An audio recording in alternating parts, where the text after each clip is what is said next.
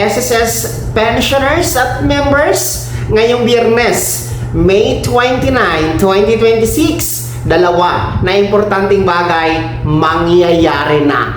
Dapat alam nyo ito. Hello mga ka-vlogs! Welcome sa aking YouTube channel at welcome sa ating Facebook page. Saan man po kayo nanonood? Kumusta mga ka-vlogs? Well, eto no, ngayong Biyernes na, May 29, 2026, dalawa na importanteng bagay mangyayari na. Dapat alam nyo talaga ito para mga benepisyo protektado. Ano-ano nga ba ang mga bagay na ito?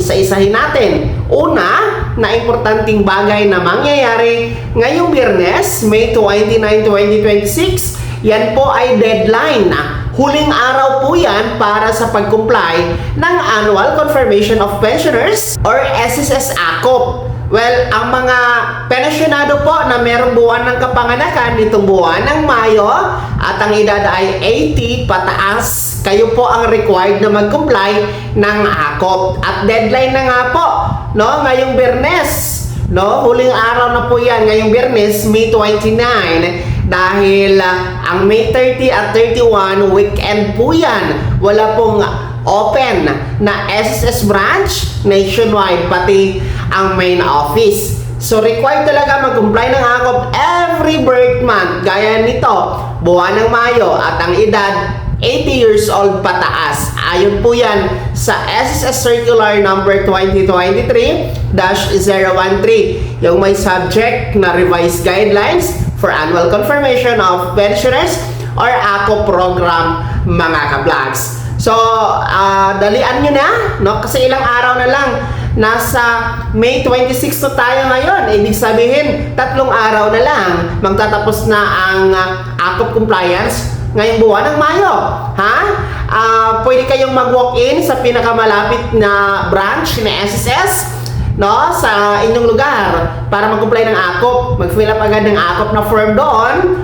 And pwede naman po ang authorized representative na ipa-ACOP yung miyembro if the pensioner ay bedridden po mga ka-vlogs, no? Magdala lamang ng authorization letter, SSS ID or UMID ng pensionado at saka valid ID ng authorized person. So mag-walk-in kayo kasi nga hanggang Biyernes na lang ang pag-walk-in, no, dahil walang weekend ang ating maraming branch ni SSS nationwide. And tandaan nyo, bukas po, May 27 ay special non-working holiday. Isarado din po ang branch ni SSS, no? So ibig sabihin talaga 2 araw na lang magtatapos na ang ACOP compliance. So pwede kayo mag-walk-in, ha?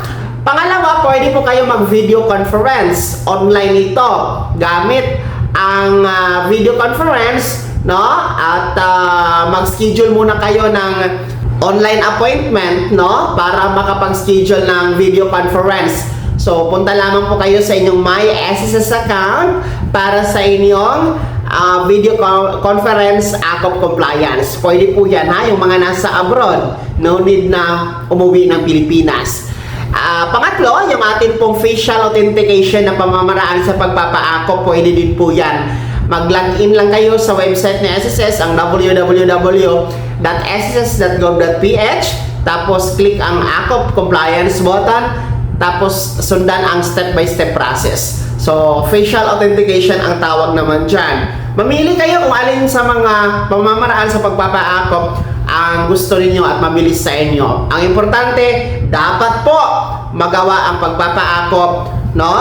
Ngayong Biyernes na ang deadline yan, May 29, 2026, ha? Mga retiree, disability, and survivor pensioners, nasa Pilipinas ka man o nasa abroad, no? And then tandaan nyo po, kung dalawa ang pension na tinatanggap, halimbawa kung retiree ka tapos survivor ka din, kailangan 2 na ACOP report form ang inyo pong isumite kay SSS. Para tuloy-tuloy ang pensyon at hindi mapuputol, please comply your ACOP mga ka-vlogs.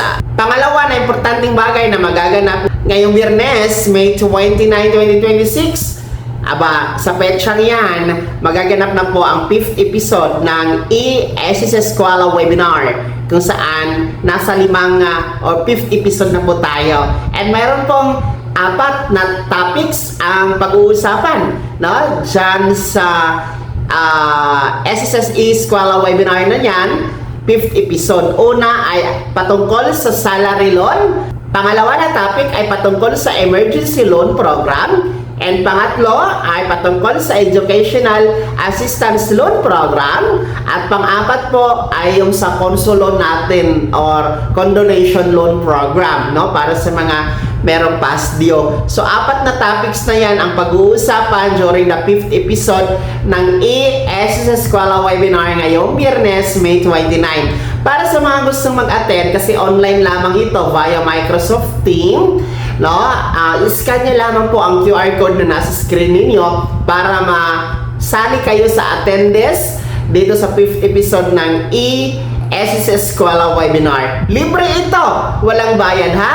Nasa bahay ka man, nasa abroad, nasa trabaho, you can join kasi online video conference lamang ito or online webinar. So magsisimula yan alas 8:30 ng umaga hanggang alas 12 ng tanghali ngayong Biyernes. Mabubusog kayo sa mga topics na may kinalaman sa serbisyo, benepisyo para sa mga miyembro at pensyonado ng SSS. So ayan ha mga ka-vlogs, tandaan niyo po yung 2 importanteng bagay na yan na magaganap niyo yung Biyernes, May 29, 2026. Uulitin ko, deadline po para sa pag-comply ng akot at pangalawa, 5th episode ng SSS Eskwela webinar. Kaya naman na mga SSS members and pensioners, mga ka-vlogs, ano po yung komento at reaction sa balitang ito? Ibahagi niyo po sa comment section na nasa baba. Maraming salamat. God bless. Mag-ingat mga ka-vlogs.